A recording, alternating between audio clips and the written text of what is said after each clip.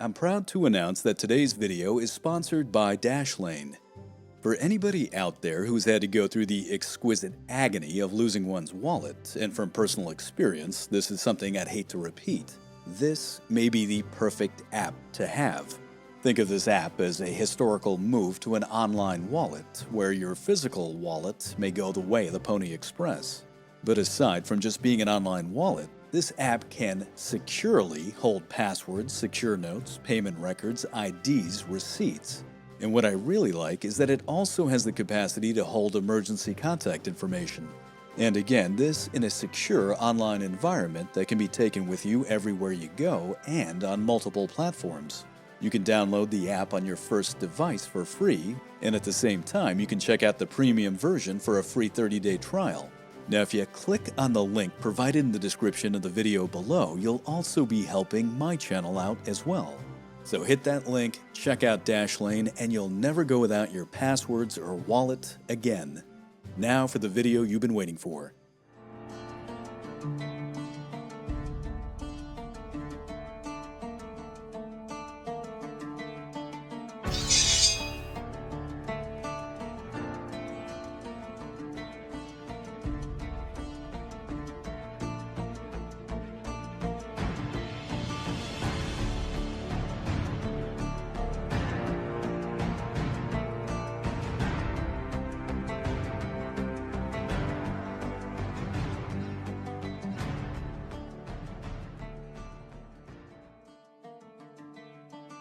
The year was 732. Islamic armies under the Umayyad Caliphate had conquered nearly the entire Iberian Peninsula and had established their new province, known as Al-Andalus. From this new base of operations, they had crossed the Pyrenees and had taken portions of southern France. Their forces began to raid deep into Western Europe in search of more loot. As a result, cities and areas as far as Burgundy would not escape the wrath of the Caliph's men. By the year 732, a new governor of Al-Andalus named Abdul Rahman al-Ghafiqi had assembled a massive force. With this army, he had overrun the defenders of Aquitaine and in the process had shattered a Frankish army under the command of Duke Odo. With this victory, there was very little military opposition left. The Umayyad commander, now with the initiative, had gone on to ravage the surrounding lands and cities. With the prospect of new plunder, he moved to the northeast. His target was now the city of Tours, where numerous churches and abbeys held a wealth of treasure that was ripe for the taking. But between Poitiers and Tours, a new army under the command of Charles Martel had arrived. It had taken up position on the road, blocking Abdul Rahman al-Ghafiqi from advancing. While Charles Martel dug in and fortified his position, al-Ghafiqi summoned together his army that was scattered, foraging for food and spoils. Once assembled, the two forces engaged one another as the inevitable confrontation began. The Umayyad Caliphate was the first Sunni dynasty. After the reigns of the Rashidun Caliphs, she was established in 661 in the wake of the First Muslim Civil War. Under this dynasty, the Caliphate would grow enormously. To the east, the Sasanian Persian Empire was conquered entirely, and to the west, the Byzantine Empire would lose Syria, Armenia, Egypt, North Africa, and parts of Anatolia. This conquest was only halted at the gates of Constantinople. A colossal siege in the year 717 was so severely beaten back that a Muslim flag would not be raised again for the purposes of siege against the great city for another 650 years. But on the other end of the Mediterranean, it was a much different story. In 711, an Umayyad army under the command of a Berber general named Tariq ibn Ziyad crossed the Strait of Gibraltar and began to raid the lands of Iberia. The Iberian Peninsula at this time was under the control of the Visigoth kingdom. Under their king Roderick, an army was sent to oppose the Muslim invaders. At the Battle of Guadalete in 711, the Visigoths were decisively defeated and King Roderick was killed. Taking advantage of the weak Visigoth kingdom that remained, Tariq ibn Ziyad began a lightning campaign, capturing land and cities at a breathtaking pace. He was later reinforced by his superior, the governor of North Africa, a man named Musa ibn Nusayr, and together these men captured nearly the whole peninsula. This new land was incorporated into the Caliphate and would be known as Al-Andalus, but the conquest would not end there. In 719, Umayyad forces would cross the Pyrenees and take Septimania in southern France. By the next year, they were able to establish the city of Narbonne as their capital and renamed it Arbuna.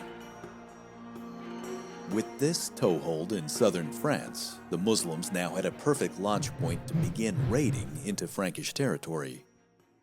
The lands of what would one day be France were ripe for the plunder. Islamic forces would venture in countless times and seize what they could before retiring for the winter with their spoils. The raids in time would only become increasingly more audacious. In the year 721, an Umayyad army attempted to subjugate the lands on the other side of the Pyrenees known as Aquitaine.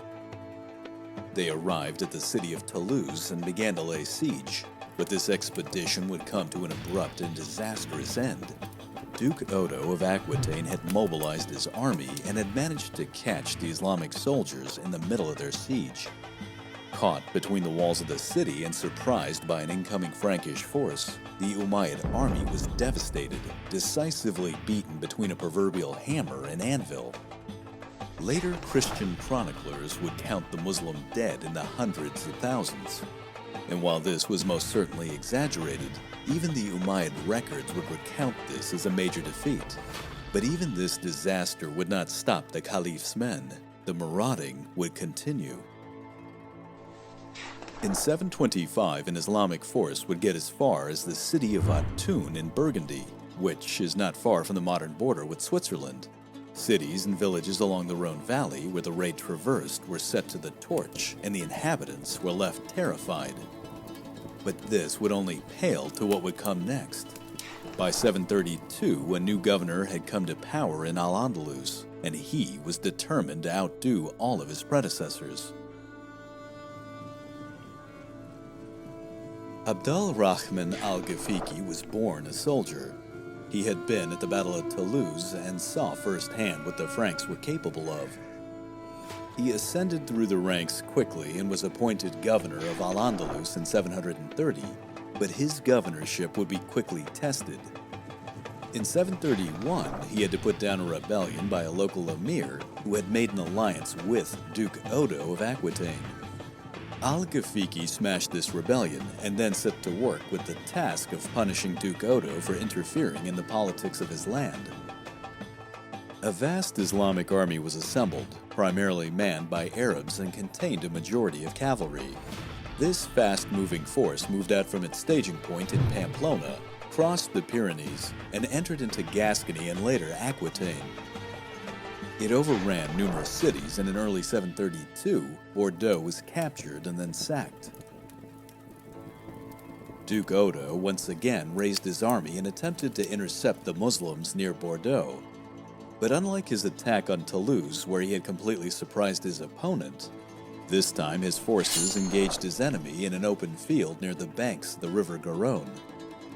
The emir's cavalry were in their element in the open space and unreservedly destroyed the Duke's men, who were mainly comprised of light infantry.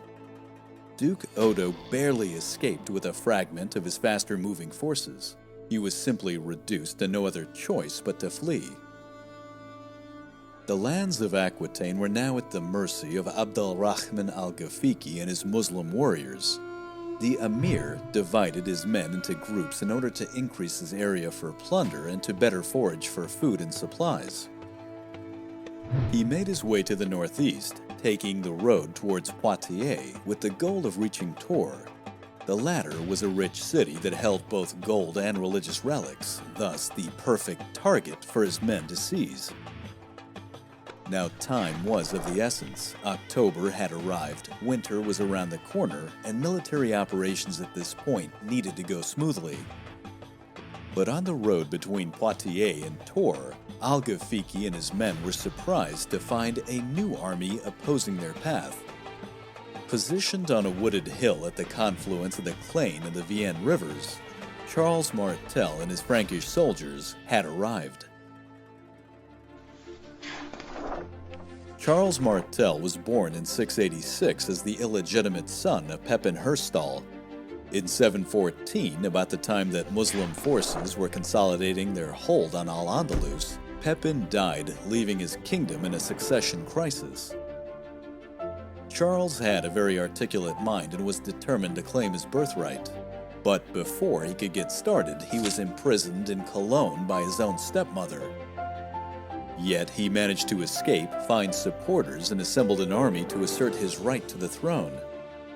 His military career, like his political one, came off to a rough start. He was defeated in 716 near Cologne, and for the record, many say this was his only defeat. But he managed to quickly regroup, and at the Battle of Amblève, he used a feigned retreat to lure in his enemies and destroy them. From then on, he was on the fast track to becoming a powerful ruler. His ability to outmaneuver and to outthink his opponents became a hallmark of his abilities. Between 718 and 732, he waged war on all of his neighbors, including Duke Odo of Aquitaine. He managed to subjugate Austrasia and then portions of Bavaria, Alemannia, and even parts of Holland. But then, the armies of the Caliphate had arrived in force. Charles knew he was now up against something entirely new. He began to study his new adversary very closely, analyzing the makeup of their forces and their leadership. He knew that a traditional 8th century Frankish army, which was mostly seasonal militia and raw recruits, would not last long against them. Thus, he set to work creating a standing army, one that he could train year-round. He began to seize and sell the lands and property of the Catholic Church in order to pay for this. This act nearly got him excommunicated, but the resulting army that he created was one of the finest and most disciplined in Western Europe. Now, after the Frankish defeat at the Garonne River, this army was perhaps the best chance at opposing the incoming Umayyad force. Duke Odo, in the wake of this defeat, and now with very few options, rushed to see Charles. The two men had forged a last-second alliance, combined their troops, and then, together, they marched to meet al-Ghafiqi. Charles Martel had maneuvered his army to block the road to Tours. As he had studied the composition of the Muslim force, he knew they were comprised mainly of cavalry, and thus he could anticipate their tactics. As mentioned before, he had dug in his heavy infantry on a wooded hill at the confluence of the Clain and the Vienne rivers. He then placed Duke Odo and his cavalry to secure his left flank. This formation provided Charles Martel with an excellent defensive position. He was on the high ground, with the rivers securing both of his flanks. Now meanwhile, al-Ghafiqi had divided his forces to better plunder the land and obtain supplies and forage. But on seeing this new force directly in front of him, he hurriedly called on his scattered army to come together. For the next 7 days, the two armies simply faced off. The Umayyad commander sent in a few skirmishing attacks in order to lure the Frankish army off the hill. However, Charles wouldn't take the bait. He kept his well-disciplined men in line, in a classical phalanx formation. With winter approaching, al-Ghafiqi knew that time was running out. Once his entire force had arrived and was assembled, he ordered a broad frontal attack. He sent in his heavy cavalry first. He wanted to use their powerful and much-dreaded charge. His horsemen rushed across the open field, but their momentum was drained as they had to both go uphill and then into a forested terrain. And when they clashed into the Frankish front line, they were not able to break through. The Moorish cavalry regrouped and attacked again and again and again, but each time, the discipline of the Frankish army showed as they held the line. Eventually, cracks began to develop as the horsemen started to inflict casualties. When Charles saw that his line was beginning to buckle and fall back, he ordered Duke Odo to take his cavalry and race behind the enemy line. The Duke managed to accomplish this and then charged deep into the enemy rear. His goal was not so much to outflank al-Ghafiqi and his men, but rather to attack the Umayyad camp. And keep in mind that this camp was full of the spoils and riches that the Muslims had taken. When al-Ghafiqi's men saw this, they began to break formation. Entire segments of the line began to rush back to their camp. Al-Ghafiqi vigorously attempted to regroup his men and maintain formation, but by that time, it was too late. When Charles Martel saw his enemy's disarray, he rallied his men together and ordered a counterattack. The Frankish army, now with the second wind, came down the hill, gaining momentum as they went. They slaughtered the disorganized opponent in front of them, and in this process nearly encircled the entire Muslim force.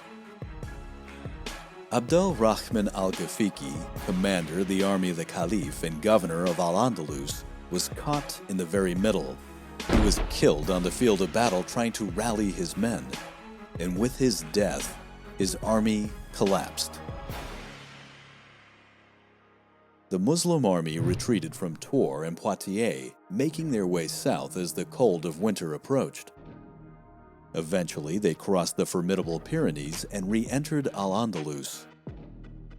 Islamic Spain would endure for the next 750 years, and indeed, under Abdul Rahman III, the Caliphate of Córdoba would become a powerful state both militarily and culturally. Meanwhile, Charles Martel gained the respect of all of Europe. He became known as the Hammer, as his victory became known far and wide. He was the man who was regarded as stopping the great Muslim force. In time, Charles would go on to found the Carolingian dynasty, a kingdom that would become extremely powerful in her own right. His grandson, Charlemagne, would become the Holy Roman Emperor, and in 778 would return the favor and invade Al-Andalus. Now, the significance of this battle is still highly debated to this day. Some claim that this was a fight that simply stopped a Muslim raid, that in reality the Umayyad Caliphate was stretched to its limit, and had the Franks been defeated, the political landscape would not have been that much different. Others say that this battle not only saved Western Europe, but Christianity as a whole, and had the Muslims been victorious, Christendom may have come close to being wiped out. As Edward Gibbon said, quote, "A victorious line of march had been prolonged above 1,000 miles, from the Rock of Gibraltar to the banks of the Loire. The repetition of an equal space would have carried the Saracens to the confines of Poland and the highlands of Scotland. The Rhine is not more impassable than the Nile or the Euphrates, and the Arabian fleet might have sailed without naval combat into the mouth of the Thames. Perhaps the interpretation of the Quran would now be taught in the schools of Oxford." End quote.